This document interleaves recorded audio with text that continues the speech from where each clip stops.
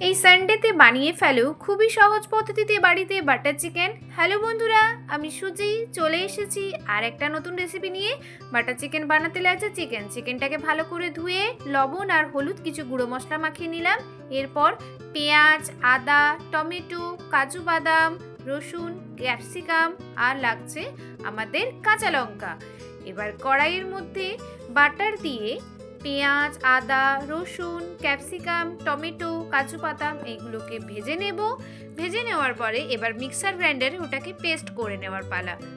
যেহেতু আমি butter chicken বানাচ্ছি তাই বাটার চিকেন বানানোর জন্য পুরো রান্নাটা আমি বাটার দিয়ে করছি। এবার আরেক চামচ বাটার দিয়ে চিকেনগুলোকে কষিয়ে নেব। চিকেনগুলোকে কষিয়ে নেওয়া হয়ে গেলে আবার এক চামচ বাটার দিয়ে তার মধ্যে তেজপাতা অ্যাড করব। তেজপাতা অ্যাড করার পরে আমি দিয়ে দিলাম বেটে রাখা মশলাটা।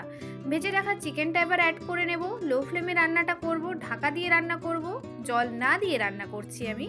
এবার এইভাবেই রেডি করে ফেলো খুবই সহজ পদ্ধতিতে বাটার চিকেন। লাস্টে অবশ্যই ফ্রেশ ক্রিম দিতে ভুলো না। ভালো লাগলে প্লিজ একটা লাইক করে দিও। আজকের মতো আসি, টাটা।